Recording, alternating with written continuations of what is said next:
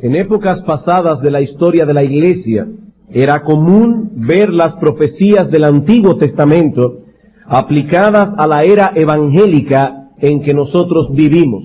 Y basta con dar una ojeada a los títulos y temas de muchos de los sermones predicados por los hombres de Dios del siglo pasado, basados en textos del Antiguo Testamento, o basta con leer algunos de nuestros himnos escritos también en el pasado, o algunos de los libros escritos por los puritanos y los hombres de Dios de aquel tiempo, para ver con cuánta claridad podían ellos ver la iglesia en las páginas del Antiguo Testamento. Pero hoy día eso ya no parece tan evidente. De hecho, nosotros corremos el riesgo de ser acusados de estar enseñando falsas doctrinas si afirmamos que la iglesia aparece en las profecías del Antiguo Testamento, que las cosas escritas allí tienen que ver con nosotros aquí y ahora. Y aunque tal vez algunos de nuestros hermanos quieran ser benévolos y no nos acusen de herejes o de estar enseñando falsas doctrinas, probablemente nos dirán que estamos cometiendo el grave error de interpretar las Escrituras alegóricamente. Para muchos maestros de las Escrituras del día de hoy, la única manera en que podemos ver la iglesia en el Antiguo Testamento es espiritualizando los escritos de los profetas, usando el método alegórico de interpretación. Y ellos usan básicamente el siguiente silogismo. Un silogismo es una premisa mayor, una premisa menor y una conclusión. La premisa mayor sería: si interpretamos literalmente el Antiguo Testamento, veremos que la iglesia no aparece en ninguno de los 39 libros que la conforman, que allí se habla única y exclusivamente del pueblo de Israel. Esa sería la premisa mayor. Premisa menor: algunos ven la iglesia en las profecías del Antiguo Testamento.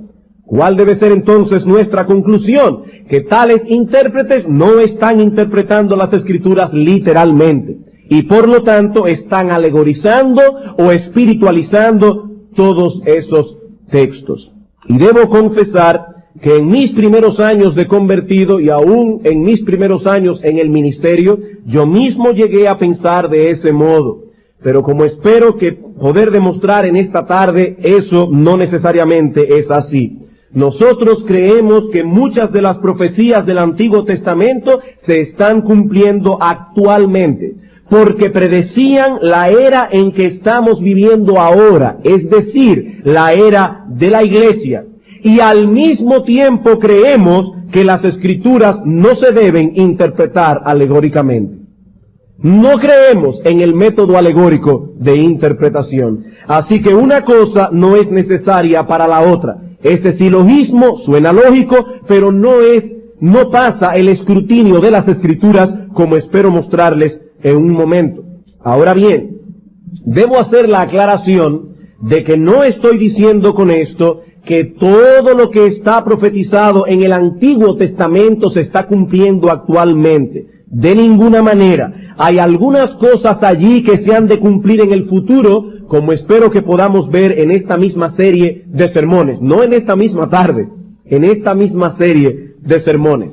Lo que estamos afirmando es que en las profecías del Antiguo Testamento se habló abundantemente de las bendiciones que nosotros los cristianos estamos disfrutando en la actualidad. Eso es lo que estamos diciendo. Que los profetas hablaron a menudo de la iglesia, aun a pesar de no haber usado la fraseología que se usa en el Nuevo Testamento para designar la iglesia. Eso es lo que la iglesia de Cristo creyó en el pasado, eso es lo que nosotros creemos al día de hoy. Y es acerca de esto que vamos a hablar en esta tarde. Y trataremos nuestro tema bajo 3 encabezados. En primer lugar, veremos cómo esta afirmación es negada por muchos en el día de hoy. En segundo lugar, demostraremos la veracidad de nuestra afirmación. y finalmente las dificultades que se levantan en cuanto a nuestra afirmación. Noten que hay tres palabras claves en nuestro encabezado que pueden usar como un recurso mnemotécnico para recordar: negación, demostración, dificultad. Esas son las tres cosas que vamos a estar tratando en esta tarde en cuanto a nuestra afirmación. Repito, hermanos, históricamente la Iglesia de Cristo, tanto en su rama premilenial, amilenial y postmilenial, siempre creyó que la Iglesia estaba presente en las profecías del Antiguo Testamento. Esa ha sido la visión que toda la Iglesia del Señor ha tenido de las profecías del Antiguo Testamento a través de las edades. Pero como decía, hoy día hay algunas personas que están negando esto. Vamos entonces a entrar a la negación de nuestra afirmación. La negación de nuestra afirmación. Hace unos 150 años más o menos, esta afirmación que estamos haciendo en este púlpito hoy, que nunca fue dudada por la Iglesia, comenzó a ponerse en duda debido a las enseñanzas de un sacerdote anglicano llamado Juan Nelson Darby, quien abandonó las filas del anglicanismo debido a la frialdad y decadencia de esa iglesia. Y este hombre llegó a organizar un movimiento que luego se conoció como los Hermanos de Plymouth o simplemente los Hermanos. En el año 1827 Juan Nelson Darby sufrió una fuerte caída, tuvo que guardar un tiempo de convalecencia y eso le permitió dedicarse a estudiar las Escrituras con más detenimiento. Y fue durante ese tiempo que comenzó este hombre a forjar su sistema de interpretación que más tarde sería conocido como dispensacionalismo. Meditando en Efesios capítulo 2, versículo 4 al 7, Darby vio que allí se habla de los creyentes como sentados en los lugares celestiales con Cristo, sentados en los lugares celestiales en virtud de su unión con Cristo. Y con esto en mente, vio que en Isaías capítulo 32, versículo 15 al 20, se promete al pueblo de Israel que el Espíritu Santo sería derramado sobre ellos, y que como consecuencia de ese hecho, muchas bendiciones terrenales serían vertidas sobre Israel. El desierto se convertiría en campo fértil, el campo fértil en bosque, y así sucesivamente. Comparando ambos pasajes, Efesios 2, Isaías 32, Darby llegó a la conclusión de que había un contraste muy marcado entre las bendiciones que Dios promete a Israel y las bendiciones que promete a la iglesia. Israel, según Darby, es un pueblo terrenal. La iglesia, estando sentada con Cristo en los lugares celestiales, es un pueblo celestial. Por lo tanto, dice Darby, no pueden ser la misma cosa. Y es así como Darby comienza a desarrollar por primera vez en la historia de la teología sistemática en la iglesia, comienza a desarrollar su idea de dos pueblos de Dios, completamente distintos y separados el uno del otro, inclusive con destinos distintos, Israel y la iglesia. Ese es, hermanos, el postulado esencial del dispensacionalismo, el cual ha venido a ser sumamente popular en este siglo debido en gran parte a la Biblia anotada de Scofield, la cual ha tenido una enorme circulación desde que fue editada por primera vez en el año 1909. Para muchos cristianos, las anotaciones de Scofield no son simplemente una interpretación de las Escrituras, sino más bien la interpretación de las Escrituras. Y recuerdo hace un tiempo atrás escuché la historia de un pastor que había estado predicando en su iglesia y al final del culto uno de sus hermanos de la iglesia le dijo: pastor, estaba tomando notas y hubo un texto bíblico que usted citó, pero no dijo cuál era la cita. El pastor buscó su mensaje, se dio cuenta que allí estaba el texto, pero no tenía ninguna cita en particular. Así que este hermano, el pastor le dijo: mira, te prometo que voy a ir a mi casa, voy a buscar una concordancia y voy a buscar cuál es el texto para darte la cita bíblica. Cuando este hermano pastor llegó a su casa, abrió su concordancia, se dio cuenta que ese texto no estaba en las Escrituras y que él había citado una nota de Scofield como las Sagradas Escrituras. Eso fue tan fuerte para él que este hombre decidió comenzar a leer la Biblia sin ningún tipo de anotación y por supuesto llegó a las convicciones reformadas que hoy defiende. Pero hermanos, muchos de nosotros estuvimos en el campo dispensacionalista y sabemos la influencia que Scofield hizo en todos nosotros en nuestros primeros tiempos de convertido a la hora de interpretar las Escrituras. Muchos piensan que el simple hecho de cuestionar o refutar las anotaciones de Scofield o el sistema dispensacional en sí nos coloca de inmediato en las filas de aquellos que no tienen una doctrina sana, lo cual por supuesto pondría en duda la ortodoxia de todos los hombres de Dios que nos han precedido, ya que el sistema dispensacionalista es relativamente nuevo. Este sistema de interpretación de las Escrituras niega rotundamente que la Iglesia del Señor esté presente en las profecías del Antiguo Testamento. Ellos dicen que ninguno de los profetas mencionó absolutamente nada en el Antiguo Testamento que tenga que ver con los otros hoy. No hay una sola profecía en todo el Antiguo Testamento, de acuerdo a la visión dispensacionalista, que tenga que ver con la Iglesia. Todo eso tiene que ver con Israel, ya sea en su época antiguo testamentaria o en el futuro reino milenial. Scofield dice en una de sus notas, la Iglesia corporativamente no aparece en la visión de los profetas del Antiguo Testamento. Y Ryle fue un siervo de Dios del siglo pasado que no era dispensacionalista. Ryle es uno de los más fuertes defensores del dispensacionalismo al día de hoy. Y en su libro Las bases de la fe premilenial, Ryle dice, la conclusión es fácil de ver, ya que las características fundamentales de la Iglesia son denominadas misterios en el Nuevo Testamento. La Iglesia misma es un misterio. Esto es, o sea, ¿qué significa eso de que la Iglesia es un misterio? Ryle explica. ¿Qué significa, según Ryle, que la Iglesia es un misterio? Dice él, esto es que no había sido prevista en el Antiguo Testamento, sino que fue revelada solamente en el Nuevo Testamento. Y más adelante en este mismo libro dice, la Iglesia no está cumpliendo en ningún sentido las promesas a Israel. La Iglesia es un misterio, insiste Ryle, en el sentido de que no había sido revelada en absoluto en el Antiguo Testamento y en que es ahora revelada en el Nuevo Testamento.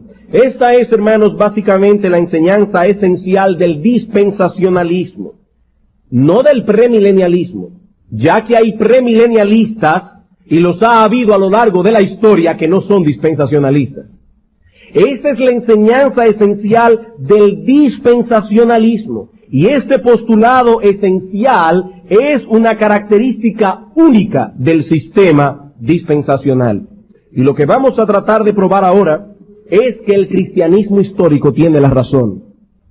Lo que vamos a tratar de probar en esta tarde es que la Iglesia de Cristo no ha estado equivocada durante 2000 años y que es más bien ese sistema novedoso creado por Juan Nelson Darby el que está en un grave error. Ahora debo decir esto, hermanos. Al hablar de estas cosas no deseamos levantar polémicas innecesarias, ni mucho menos ofender a nuestros hermanos dispensacionalistas. Nosotros mismos como iglesia éramos dispensacionalistas en un principio, y eso en cierto modo es una ventaja, porque al hablar hoy del dispensacionalismo no estamos haciendo una caricatura de ese sistema dispensacional porque lo conocemos desde adentro, no desde afuera. Así que conocemos ambos sistemas de interpretación. No estamos haciendo una caricatura del dispensacionalismo, pero deseamos, hermanos, que examinemos esas doctrinas a la luz de las Escrituras y que lo hagamos con la mayor objetividad posible, dejando, como decíamos esta mañana, que sean Cristo y los apóstoles que nos lleven de la mano a interpretar el Antiguo Testamento. Repito, hermanos, creemos que el cristianismo histórico tiene razón al ver la iglesia en el Antiguo Testamento. No lo creemos por ser un sistema más antiguo. La antigüedad de una cosa no prueba su veracidad. Creemos que el cristianismo histórico tiene la razón en base a las enseñanzas claras de las Escrituras. Así que, habiendo visto primero la negación de nuestra afirmación, veamos ahora su demostración. Ya vimos esta mañana cómo el tema del Evangelio es central en las profecías del Antiguo Testamento. Pero si esto es así, entonces no debemos extrañarnos de que los beneficiarios de ese Evangelio, es decir, nosotros, estemos presentes también en dicha profecía. Si se menciona a Cristo en el Antiguo Testamento, debemos extrañarnos si también se menciona a su cuerpo. Si se menciona a Cristo, el esposo, en el Antiguo Testamento, debemos extrañarnos de que también se mencione a su esposa. Volvamos, hermanos, a examinar algunos de los pasajes que estudiamos esta mañana para demostrar que el Evangelio es el tema central de las profecías del Antiguo Testamento, solo que ahora los examinaremos desde una perspectiva distinta y ya comenzaremos a usar esa llave que enseñamos esta mañana que abre todas las puertas de las Escrituras Antiguo Testamentarias. Vamos a Lucas capítulo 24, otra vez. Evangelio de Lucas capítulo 24.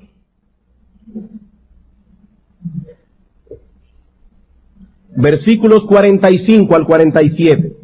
Este texto lo estudiamos más detalladamente esta mañana, por eso no vamos a ampliar el asunto. Pero noten cómo dice el Señor en el versículo 45.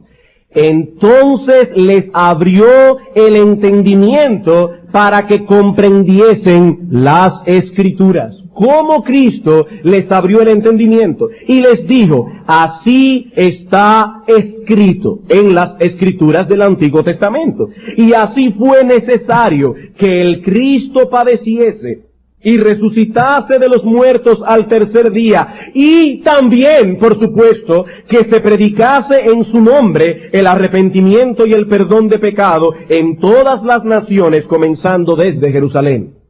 Hermanos, Cristo afirma claramente en este pasaje que la labor misionera que Dios ha puesto sobre los hombros de la iglesia, la tarea de predicar el evangelio de salvación en todas las naciones, la de proclamar que en el nombre de Cristo hay perdón para todos los que se arrepienten, Cristo dice, eso fue profetizado en el Antiguo Testamento.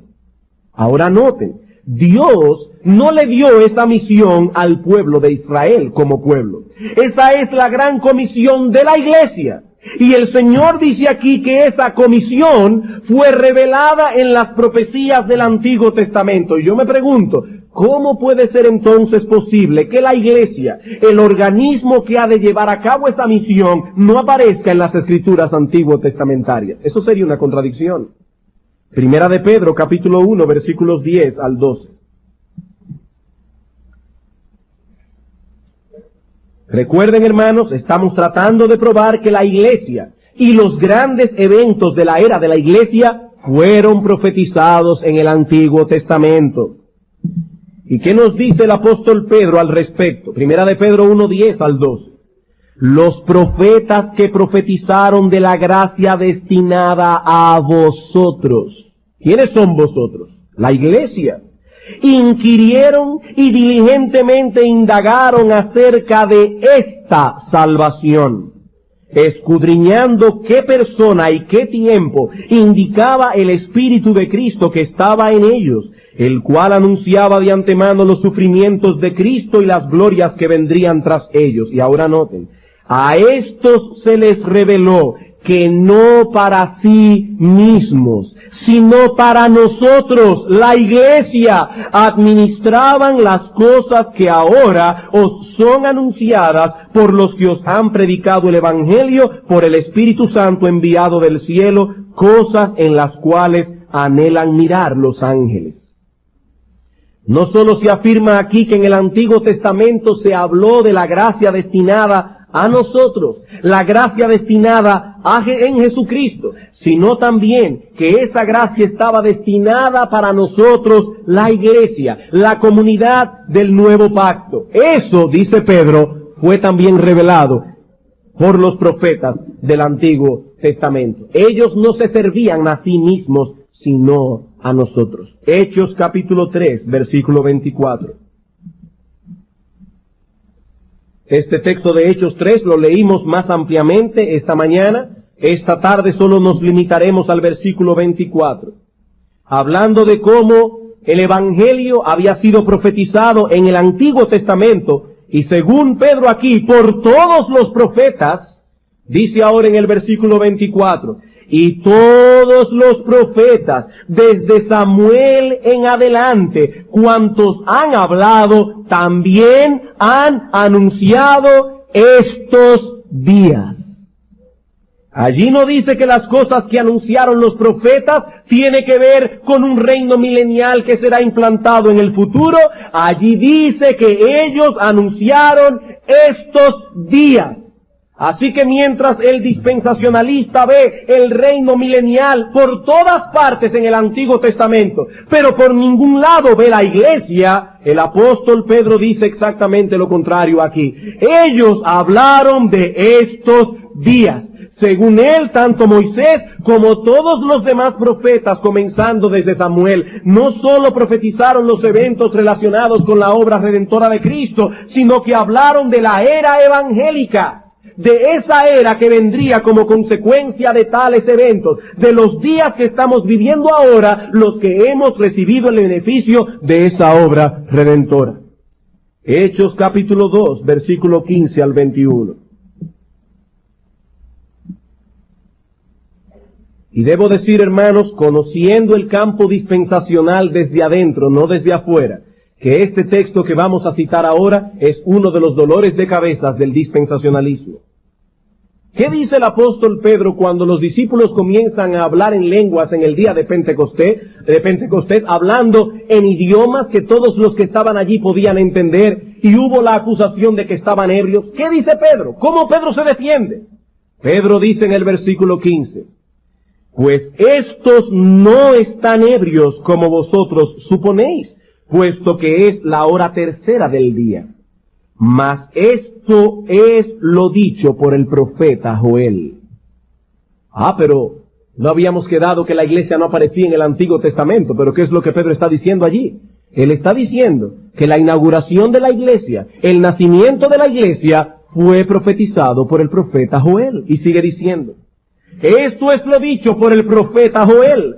En los postreros días, dice Dios, derramaré de mi espíritu sobre toda carne, y vuestros hijos y vuestras hijas profetizarán, vuestros jóvenes verán visiones, vuestros ancianos soñarán sueños, y de cierto sobre mis siervos y sobre mis siervas en aquellos días derramaré mi espíritu y profetizarán, y daré prodigios arriba en el cielo y señales abajo en la tierra. El sol se convertirá en tinieblas y la luna en sangre, antes que venga el día del Señor grande y manifiesto, y todo aquel que invocar el nombre del Señor será salvo. Hermanos, allí no dice, o vamos a ponerlo de otra manera. A pesar de lo que Pedro dice aquí, los dispensacionalistas insisten en que Joel no estaba hablando de la era evangélica, sino del reino milenial. Que esa profecía de Joel 2 debe aplicarse únicamente al derramamiento del Espíritu al comienzo del reino milenial. Esa es la manera en que los dispensacionalistas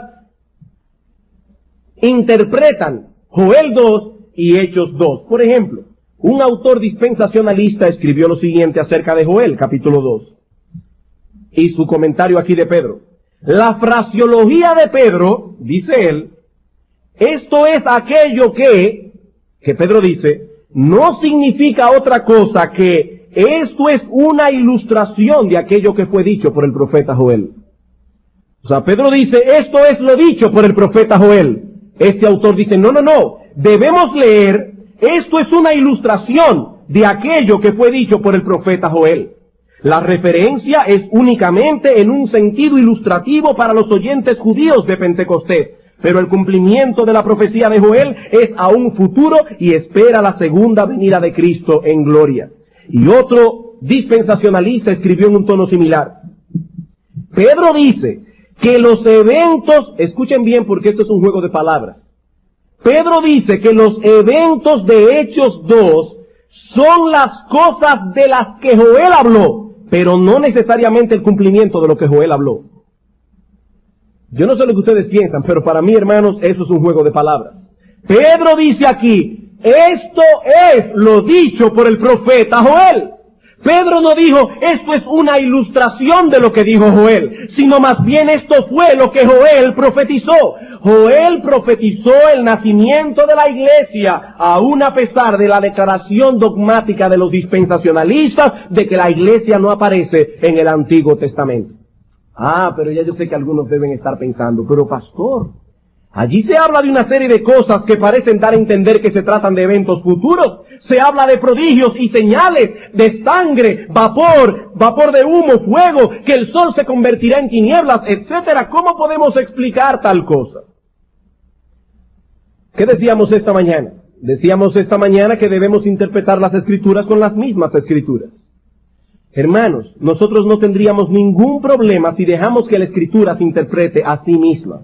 El problema surge cuando venimos a las Escrituras con una concepción previa y queremos que los textos encajen en nuestro sistema de interpretación. ¿Cómo interpreta la Biblia lo que está diciendo Joel y lo que dice Pedro aquí?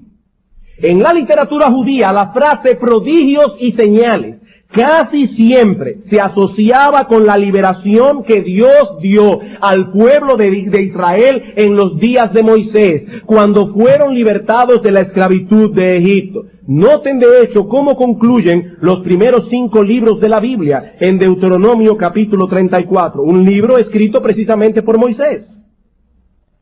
Deuteronomio capítulo 34, versículos 10 al 12.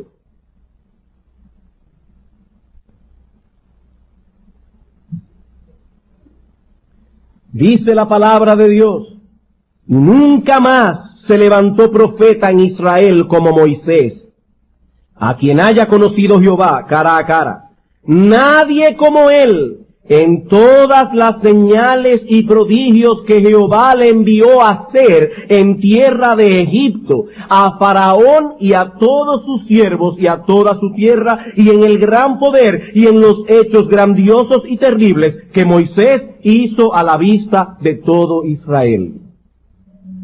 El ministerio de Moisés estuvo caracterizado por señales y prodigios. Y noten, hermanos, que las señales mencionadas por Joel en su profecía hacen precisamente alusión al Éxodo y las señales que acompañaron la liberación milagrosa del pueblo de Israel. El Nilo se convirtió en sangre, el sol se oscureció, etcétera, etcétera. Y la razón por la que se hacen tales alusiones es porque estaba también profetizado que la era del Mesías sería inaugurada en un contexto de señales y milagros portentosos. Por ejemplo, en Miqueas 7:15, hablando de esa era mesiánica, Dios dice a su pueblo, yo les mostraré maravillas como el día que saliste de Egipto. El mismo tipo de milagros portentosos se obrarían. De hecho, hablando de ese Mesías que habría de venir, el Señor dice en Deuteronomio 18:18 que ese Mesías tendría un ministerio similar al de Moisés. Profeta les levantaré de en medio de sus hermanos como tú, le dice Dios a Moisés. Así como Moisés fue el instrumento que Dios usó para liberar a su pueblo de la esclavitud, Cristo sería el instrumento divino para liberar al pueblo de sus pecados. Así como el ministerio de Moisés vino acompañado de señales y maravillas, así también sería el ministerio de Cristo. Y hermanos, esa no solo es la interpretación más natural del pasaje de Joel, sino más bien que el mismo Pedro en su discurso de Pentecostés lo interpreta de esa manera. Volvamos a Hechos 2 otra vez. ¿Cómo interpretaron los apóstoles las profecías del Antiguo Testamento? Algunos dicen, eso no ha pasado, el sol no se ha convertido en tinieblas, el río no se ha convertido en sangre. Hermanos, allí está hablando de prodigios, señales y milagros. ¿Y qué dice ahora en el versículo 22? El apóstol Pedro explicando la profecía. Varones israelitas, oíd estas palabras. Jesús Nazareno, varón aprobado por Dios entre vosotros con las maravillas, prodigios y señales que Dios hizo entre vosotros por medio de él, como vosotros mismos sabéis. Pedro está diciendo, ¿acaso no cumplió Jesús lo que dice Joel? con su ministerio cargado de prodigios, señales y maravillas. Es exactamente lo mismo que está diciendo el profeta. Hermanos, debemos dejar que las Escrituras se interpreten a sí mismas. No, hermanos, Pedro dice en el día de Pentecostés, esto que ustedes están viendo fue lo que Joel profetizó. Joel habló del nacimiento de la iglesia. No es una ilustración, es una profecía. Hechos capítulo 15, versículos 13 al 18.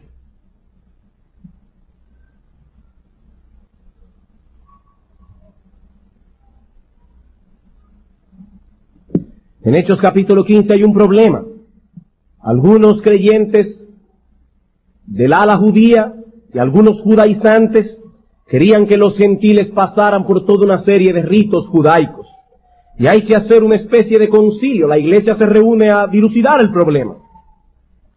Pedro da testimonio de cómo las personas se convirtieron en la casa de Cornelio. El apóstol Pablo da testimonio de cómo muchos gentiles habían venido a la fe por medio de su predicación. Y ahora dice Santiago en el versículo 13. Y cuando ellos callaron, Jacobo, es decir, Santiago, el medio hermano del Señor, respondió diciendo, varones hermanos, oídme. Simón ha contado cómo Dios visitó por primera vez a los gentiles para tomar de ellos pueblo para su nombre. Y ahora escuchen. Y con esto concuerdan las palabras de los profetas, como está escrito, después de esto volveré y reedificaré el tabernáculo de David que está caído, repararé sus ruinas y lo volveré a levantar, para que el resto de los hombres busque al Señor, y todos los gentiles sobre los cuales es invocado mi nombre, dice el Señor, que hace conocer todo esto desde tiempos antiguos. Santiago está diciendo, hermanos, ¿y acaso no fue eso lo que profetizó Amós en su profecía? Que Dios reedificaría el tabernáculo de David y que cuando eso ocurriera los gentiles vendrían al conocimiento del Señor. El que esos gentiles hayan conocido al Señor y ahora sean integrados en la iglesia, eso estaba profetizado, dice Santiago, en las Escrituras del Antiguo Testamento. Romanos capítulo 15, versículos 7 al 12.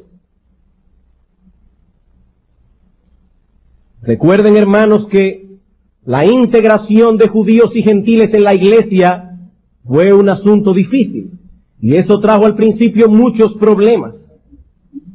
Y es en ese contexto que el apóstol Pablo escribe ahora en Romanos 15:7. Por tanto, recibíos los unos a los otros, como también Cristo nos recibió para gloria de Dios. Pues os digo que Cristo Jesús vino a ser siervo de la circuncisión, es decir, nació como judío. ¿Para qué? Para tres cosas. Primero, para mostrar la verdad de Dios. Segundo, para confirmar las promesas hechas a los padres. Hasta aquí los dispensacionalistas no tienen problema. Tercero, y para que los gentiles glorifiquen a Dios por su misericordia, como está escrito. ¿Y cómo está escrito? Por tanto yo te confesaré entre los gentiles y cantaré tu nombre. Y otra vez dice, alegraos gentiles con su pueblo. Y otra vez, alabad al Señor todos los gentiles y magnificadle todos los pueblos. Y otra vez, dice Isaías, estará la raíz de Isaí y el que se levantará a regir los gentiles esperarán en él. Dice el apóstol Pablo, hermanos, recíbanse unos a otros, porque así estaba escrito, así fue profetizado en el Antiguo Testamento, que algún día Dios haría un pueblo compuesto de gentiles y judíos, y ese pueblo se llama la Iglesia del Señor. Pero pastor, ¿qué podemos decir de todos esos pasajes que hablan de la Iglesia como de un misterio? Si es un misterio, y un misterio es algo que no había sido revelado antes, ¿cómo puede usted decir que la iglesia está en las páginas del Antiguo Testamento? Sí, hermanos, la Biblia dice que la iglesia es un misterio. Pero los dispensacionalistas contradicen las Escrituras al afirmar que un misterio es algo que no había sido antes revelado. Vamos a Efesios capítulo 3. Hermanos, sé que estoy poniéndolo a buscar muchos textos bíblicos, pero quiero dejar que sea la Biblia que convenza vuestros corazones.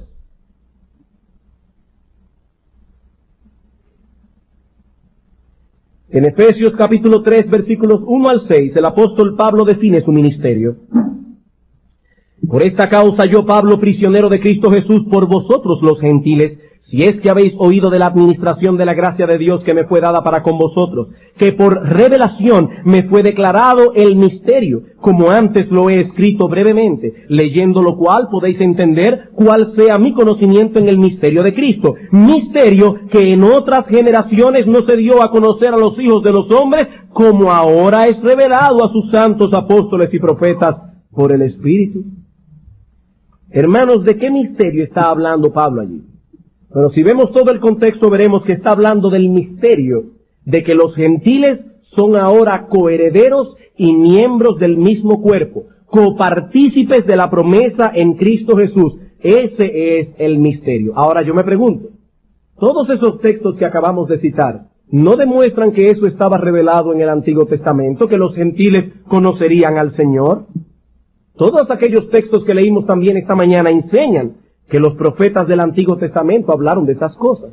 Ahora, noten con cuidado, ¿qué es lo que Pablo dice en el versículo 5?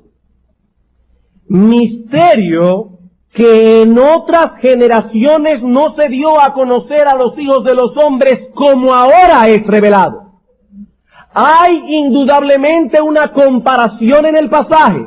El apóstol Pablo no está diciendo ese misterio no se dio a conocer absolutamente en el pasado. Está diciendo como ahora lo conocemos, en el pasado no se dio a conocer. Hay un elemento de comparación. Ese misterio del cual se está hablando no es algo de lo cual no se había hablado nada, sino más bien algo que aún no había tenido cumplimiento, que no había sido mostrado aún. Se había hablado de ello, pero no con la amplitud que se habla ahora, ni tampoco se había mostrado la cosa de la que se estaba hablando. Hermanos, yo puedo hablarles a ustedes de algo que yo tengo en mi casa, y ustedes pueden tener una idea de eso que yo tengo en mi casa guardado, pero no es lo mismo que yo lo traiga aquí y se los enseñe. El apóstol Pablo dice, los profetas del Antiguo Testamento hablaron de esas cosas, pero indudablemente ustedes la conocen ahora de una manera que ellos no la conocían. Y si alguien todavía tiene dudas, les voy a mostrar un texto clarísimo al respecto. Romanos capítulo 16. Romanos capítulo 16. No, un misterio no es algo de lo cual no se había dicho nada. No. Esa no es la definición bíblica de un misterio.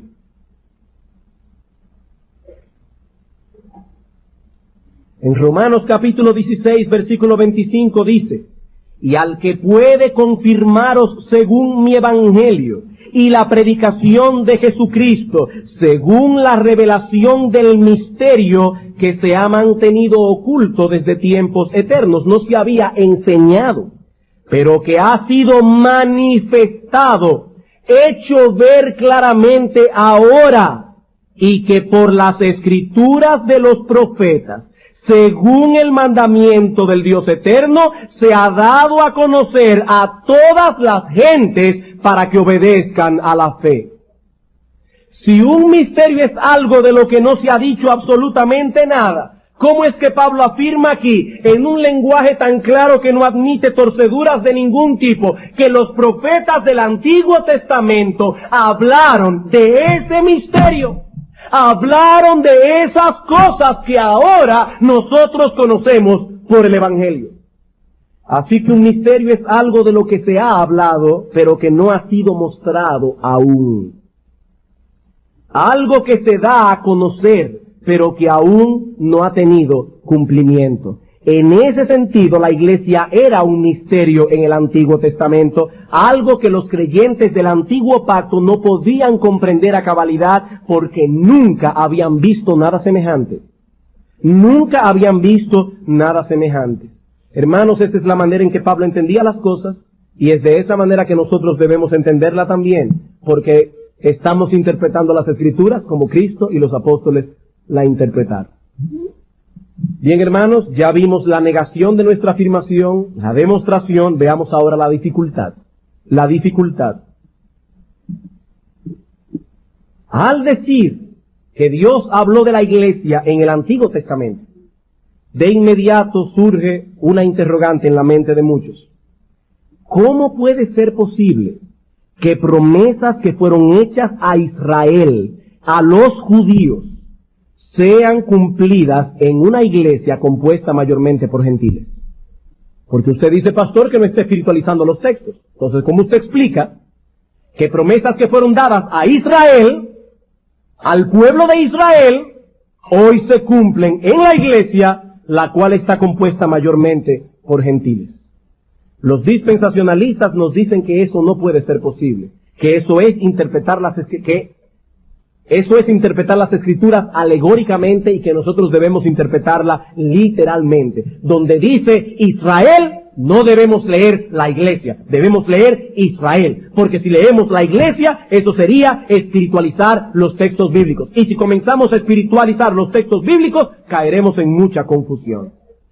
Nosotros estamos totalmente de acuerdo con nuestros hermanos dispensacionalistas en que no debemos alegorizar las escrituras. No debemos. Cuando la Biblia habla de un joven llamado Daniel que cayó en un pozo de leones, debemos creer que hubo un joven de carne y hueso con ese nombre, llamado Daniel, y que cayó en un pozo con leones que tenían dientes y masticaban y comían gente. Debemos creerlo, porque no estamos aquí espiritualizando las escrituras. En lo que no estamos de acuerdo con los dispensacionalistas es en su división del pueblo de Dios en judíos o Israel y la iglesia, porque esa división no es escritural. No es cierto que la iglesia no aparece en el Antiguo Testamento, como tampoco es cierto que nosotros espiritualizamos textos que se deben interpretar literalmente. No, lo que estamos haciendo es interpretar las escrituras con las mismas escrituras. Vamos a ver un ejemplo. Vayan conmigo por un momento a Jeremías, capítulo 31, versículo 31. Hermanos, agilícense un poco porque el tiempo se nos está yendo y hay varios textos que quiero que veamos. Jeremías 31, 31.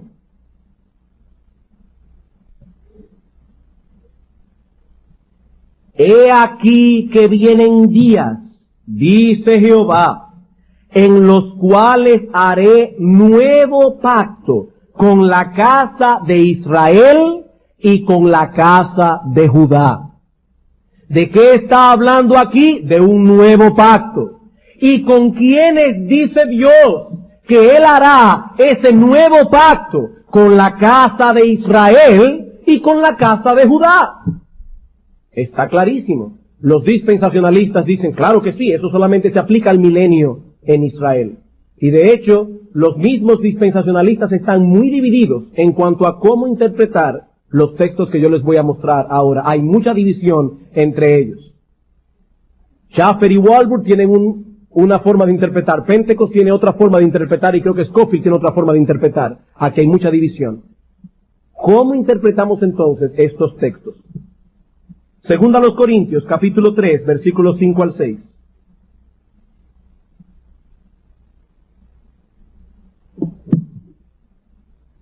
Pablo está hablando de su ministerio a la iglesia.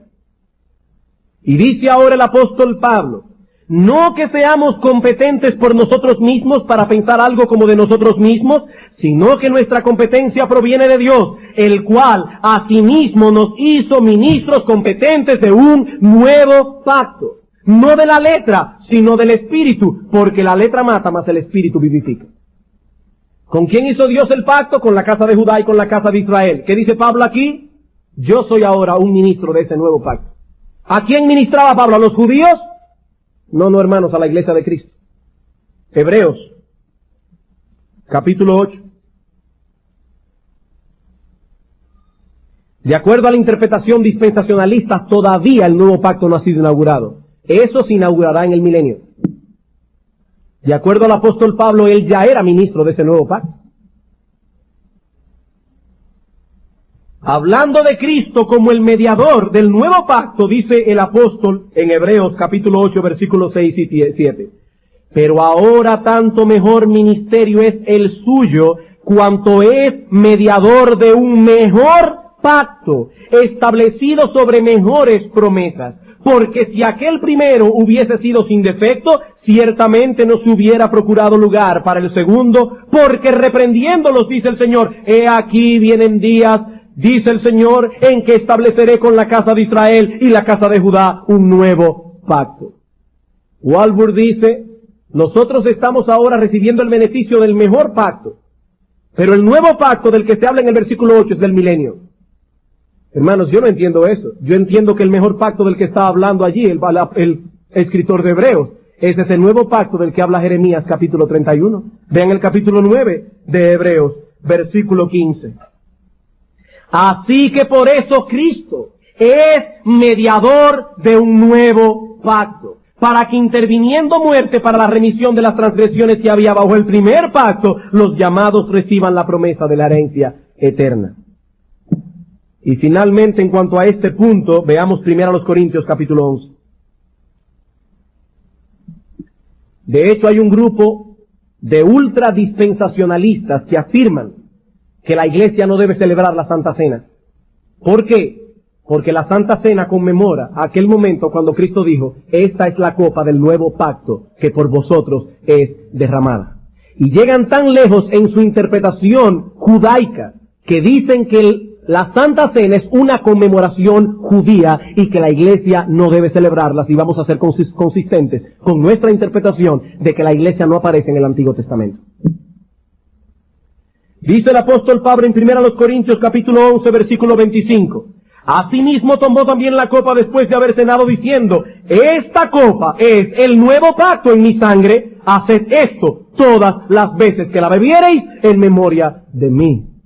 Nosotros ahora, hermanos, podemos hacer memoria de esa sangre del nuevo pacto que a nuestro favor fue derramada. Hermano, suponga que usted nunca ha oído hablar de la teoría dispensacionalista de que Israel y la iglesia son distintos. Y usted está leyendo su Biblia y se encuentra con la promesa de Jeremías 31:31. Y luego se encuentra con 1 Corintios 11, con 2 Corintios 3, con Hebreos capítulo 8, con Hebreos capítulo 9. Hermano, ¿a qué conclusión llegaría usted? Que ese nuevo pacto ya fue inaugurado. Pero ese nuevo pacto que nosotros ahora disfrutamos fue hecho con la casa de Israel y con la casa de Judá. Y ahora surge la pregunta, pero pastores, ¿que cómo puede ser posible eso? Que nosotros gentiles estemos participando de los beneficios de un pacto que Dios anunció que haría con la casa de Israel. ¿No tenemos que alegorizar los textos bíblicos? No. La respuesta del Nuevo Testamento es muy simple. Nosotros, la iglesia, compuesta por judíos y gentiles, y mayormente de gentiles, somos el Israel del Nuevo Testamento. Esa es la respuesta. Hermanos, vamos a ver qué dice la Escritura. 1 Corintios capítulo 10, versículo 18. Dice el apóstol Pablo, mirad a Israel según la carne. Los que comen de los sacrificios no son partícipes del altar. Dice Pablo, hay un Israel según la carne. Por consecuencia, hay un Israel según el Espíritu. Esto es algo que se repite constantemente en las epístolas del apóstol Pablo. Romanos capítulo 2, versículo 28 al 29. Romanos capítulo 2, versículo 28 al 29. ¿Cómo ve el apóstol Pablo a los cristianos? Dice Pablo, pues no es judío el que lo es exteriormente, ni es la circuncisión la que se hace exteriormente en la carne, sino que es judío el que lo es en lo interior. Y la circuncisión es la del corazón, en espíritu, no en letra, alabanza del cual no viene de los hombres sino de Dios. Dice Pablo, ¿a quiénes debemos ahora considerar judíos? A aquellos en quienes el Espíritu Santo con su poder hizo una obra de circuncisión en el corazón. Esos son judíos. Versículos 26 y 27. Si pues el incircunciso, es decir, el gentil, guardare las ordenanzas de la ley, ¿no será tenida su incircuncisión por circuncisión?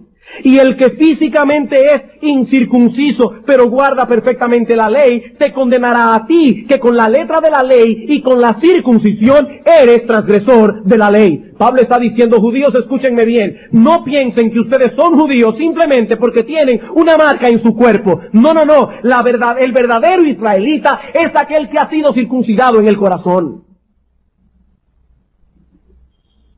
Romanos capítulo 9, versículos 6 al 8.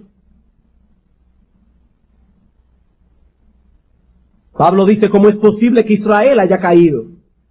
Y ahora él explica, no que la palabra de Dios haya fallado, porque no todos los que descienden de Israel son israelitas. Dice, la palabra de Dios no falló. No todos los que descienden de Israel, del Israel carnal, son israelitas verdaderos de corazón. Versículo 23. Y para hacer notorias las riquezas de su gloria, las mostró para con los vasos de misericordia que él preparó de antemano para gloria, a los cuales también ha llamado, esto es, a nosotros, no solo de los judíos, sino también de los gentiles, como también en Oseas dice, llamaré pueblo mío al que no era mi pueblo, y a la no amada le llamaré amada, y en el lugar donde se le dijo, vosotros no sois pueblo mío, allí serán llamados hijos del Dios viviente. ¿Quiénes somos ahora nosotros, hermanos? Nosotros somos el pueblo de Dios, el Israel según el Espíritu. Filipenses capítulo 3, versículo 23. Versículo 2 y 3, perdón. Filipenses capítulo 3, versículo 2 y 3. El apóstol está aquí advirtiendo a los cristianos de Filipos que tengan cuidado con los judaizantes, que dicen que debían circuncidarse y todo lo demás. Algunas personas nos dicen que a veces hablamos duro desde el púlpito. Escuchen cómo Pablo habla de los judaizantes.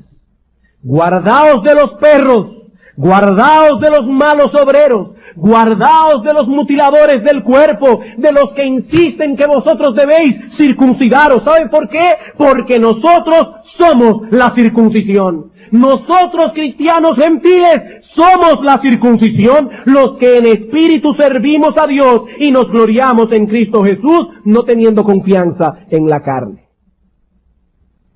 Perdonen que insista, pero vamos a Romanos capítulo 11.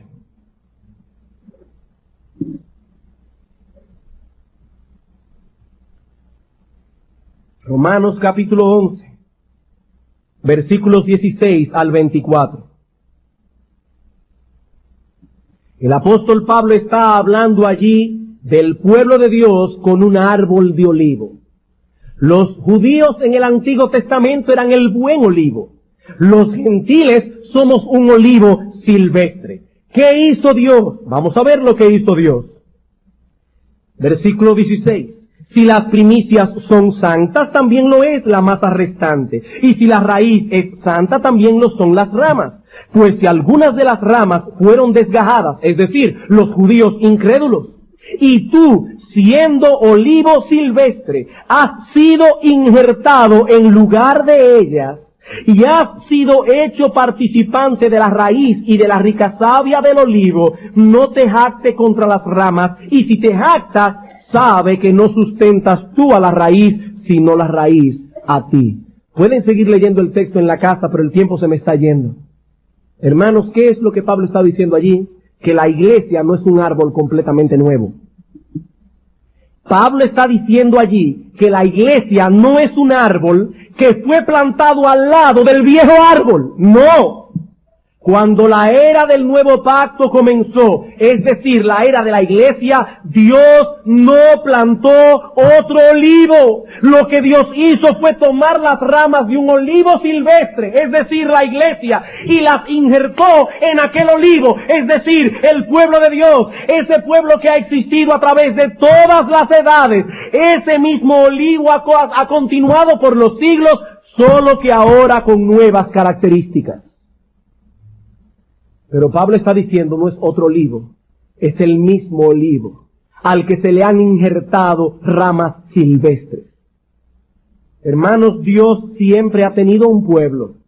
Ese pueblo ha continuado a lo largo de los siglos, ahora con características que no poseía en el antiguo pacto. Pero insisto, la iglesia no es un olivo nuevo, la iglesia es el Israel del nuevo pacto. La cabeza de la iglesia fue un judío, y los apóstoles que pusieron el fundamento de esa iglesia eran judíos también. Las ramas del olivo silvestre han sido injertadas en el buen olivo, y es por eso que el apóstol Pedro puede decir, ¿quiénes somos nosotros? Una nación santa, un sacerdocio santo, un pueblo adquirido por Dios.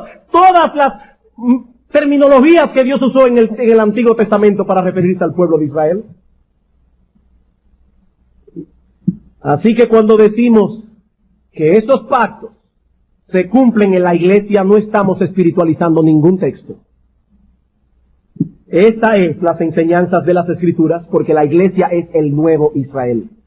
O si desean ponerlo de otro modo, es Israel con nuevas características, pero es Israel. Un texto más, Efesios capítulo 2. Escuchen lo que dice el apóstol Pablo, y lo voy a hacer sin comentarios. Por tanto, versículo 11 del capítulo 2. Acordaos de que en otro tiempo vosotros los gentiles en cuanto a la carne erais llamados incircuncisión por la llamada circuncisión hecha con mano en la carne. En aquel tiempo estabais sin Cristo, alejados de la ciudadanía de Israel y ajenos a los pactos de la promesa, sin esperanza y sin Dios en el mundo. Eso era como ustedes estaban antes. Pero ahora, en Cristo Jesús, vosotros que en otro tiempo estabais lejos, ¿lejos de qué, hermanos? Lejos del Israel de Dios, habéis sido hechos cercanos por la sangre de Cristo, porque Él es nuestra paz, que de ambos pueblos hizo uno, derribando la pared intermedia de separación, aboliendo en su carne las enemistades de la ley y de los mandamientos expresados en ordenanzas. ¿Para qué? Para crear en sí mismo de los dos un solo y nuevo hombre, haciendo la paz, y mediante la cruz reconciliar con Dios a ambos en un solo cuerpo, la iglesia, matando en ella las enemistades.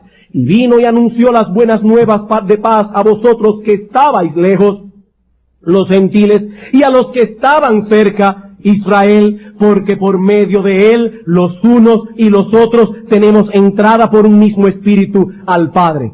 ¿Qué ha sucedido? ¿Se ha creado una comunidad completamente nueva? No. Versículo 19. Así que, por consecuencia, ya no sois extranjeros. Antes erais extranjeros de ese pueblo de Israel espiritual, pero ya no sois extranjeros, sino conciudadanos de los santos y miembros de la familia de Dios, edificados sobre el fundamento de los apóstoles y profetas, siendo la principal piedra del ángulo Jesucristo mismo, en quien todo el edificio, bien coordinado, va creciendo para ser un templo santo en el Señor, en quien vosotros también sois juntamente edificados para morada de Dios en el Espíritu. He ahí, hermanos, la explicación del Nuevo Testamento. No estamos tomando textos y alegorizándolos. Estamos interpretándolos como Cristo y los apóstoles nos enseñaron a interpretarlos. Dios dice, este es el pacto que haré con la casa de Judá y con la casa de Israel. Pablo dice, y nosotros somos ministros de ese pacto. Hermanos, ¿qué implicación tiene todo esto? Vamos a las aplicaciones ahora para concluir. Primera aplicación. Esto nos enseña la centralidad de la iglesia en el plan de Dios. La centralidad de la iglesia en el plan de Dios. Hermanos, ¿por qué tomamos tan en serio todo lo que tiene que ver con la iglesia? ¿Por qué somos tan celosos con el asunto de la membresía, del ministerio pastoral, de la predicación de la palabra como vehículo para mantener la salud espiritual de la iglesia? ¿Por qué? ¿Por qué no damos mensaje de 15 y 20 minutos, sino que tratamos de instruir y capacitar a los santos? ¿Por qué? Por la centralidad de la iglesia en el plan de Dios. Una de las características del dispensacionalismo es su visión pesimista de la iglesia. Según el dispensacionalismo, cada dispensación comienza con una promesa y termina con un fallo del hombre, con el fracaso del hombre en virtud de esa promesa y en esa dispensación. Por consiguiente, ellos entienden que la iglesia está destinada a fracasar. Pero hermanos, Cristo dice, las puertas del Hades no prevalecerán contra ella. Hermano y amigo, si usted no tiene una preocupación por la iglesia, si tu corazón no late junto con la iglesia, si las victorias de la iglesia no son tu gozo, si las derrotas de la iglesia no son tu tristeza, puedo decirte por la palabra de Dios que tu corazón tampoco late con Cristo, porque la iglesia es el cuerpo de Cristo. La iglesia es su esposa. Y en ese sentido podemos decir como el salmista en el Salmo 130.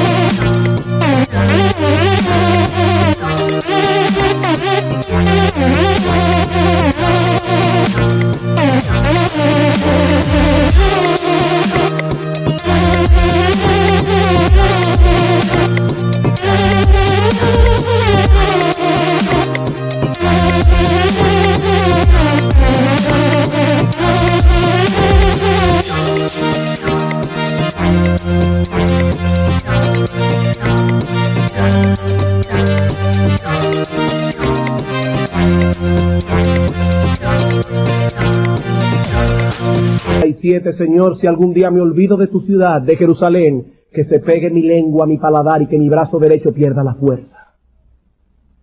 Él está llamando a Dios que arroje maldición sobre él si se olvida de la ciudad de Dios.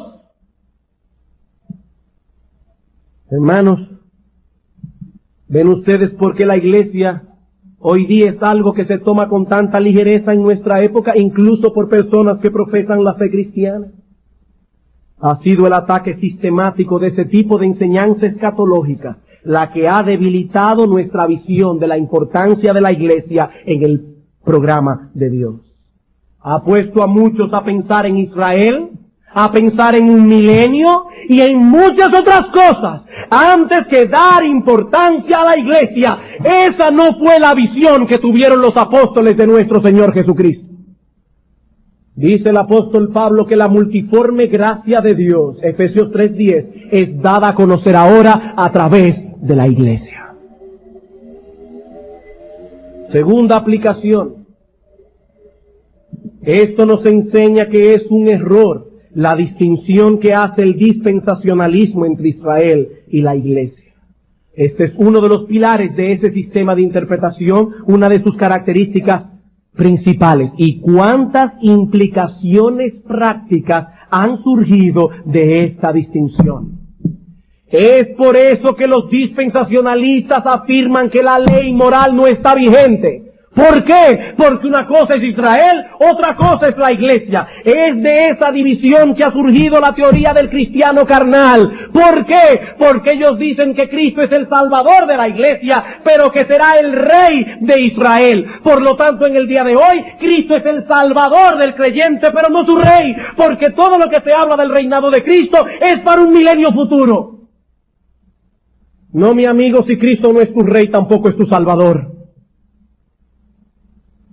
No piensen que estamos hablando aquí de cosas y terminologías que no tienen implicaciones prácticas. No, hermanos, de estas cosas han surgido muchas maldiciones para la iglesia de Cristo en esta generación. No son cosas inocuas, no son cosas inofensivas. Como alguien ha dicho muy acertadamente, la iglesia e Israel no son dos cosas distintas. Son la misma cosa en dos fases distintas de existencia. Tercera aplicación. Esto también nos enseña que aunque no debemos llevar las distinciones hasta el extremo que las llevan las dispensacionalistas, aún así debemos afirmar que hay distinciones importantes entre el Israel del antiguo pacto y el Israel del nuevo pacto. O si desean ponerlo de otro modo, existen diferencias entre el Israel según la carne y el Israel espiritual. ¿Qué dice Jeremías 31:31? He aquí que vienen días en los cuales haré un nuevo pacto, y añade, no como el pacto que hice con sus padres. Es un nuevo pacto. Tiene implicaciones diferentes. Hay progreso en la revelación de Dios. Y nosotros debemos discernir ese progreso. Pero ese progreso, hermanos, es como el de un niño. Cuando un niño crece, se vuelve un adulto, pero no llega a ser otra persona distinta. Es el mismo niño o la misma persona cuando era niño, pero ahora en su plena madurez. Eso es lo que ha pasado con el Israel según la carne y el Israel espiritual, o en el antiguo pacto y en el nuevo pacto.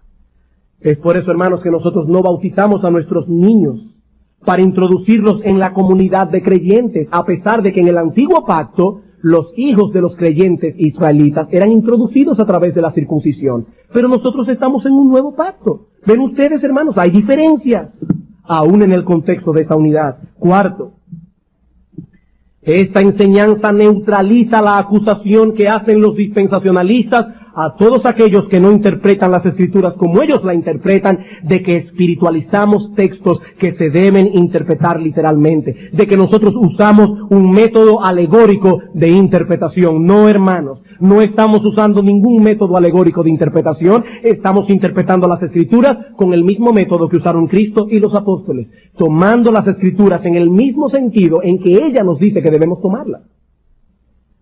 Quinto y último, esta enseñanza nos muestra la unidad de toda la Escritura. Esta enseñanza nos muestra la unidad de toda la Escritura. Muchos cristianos se acercan al Antiguo Testamento pensando que lo que allí se dice no es para ellos, es para los judíos. En 1 Corintios capítulo 10, versículo 11, dice el apóstol Pablo, estas cosas se escribieron para que sirvan de ejemplo a nosotros que hemos alcanzado el fin de los siglos. En Romanos capítulo 15, versículo 4, dice el apóstol Pablo, las cosas que antes se escribieron para nuestra enseñanza se escribieron, para que por medio de las Escrituras tengamos consolación. Y en 2 Timoteo 3:16 dice el apóstol Pablo, toda la Escritura es inspirada. ¿De qué Escritura está hablando Pablo allí? Si el Nuevo Testamento no estaba escrito todavía. Está hablando de las Escrituras del Antiguo Testamento, y Pablo dice, todas las Escrituras son inspiradas por Dios y útil para nosotros hoy. Hermanos, lo que encontramos en las Escrituras es que hay un solo Salvador, un solo método de salvación, un solo pueblo de Dios, una sola ley moral que ha regido y seguirá rigiendo a ese pueblo de Dios a través de las edades.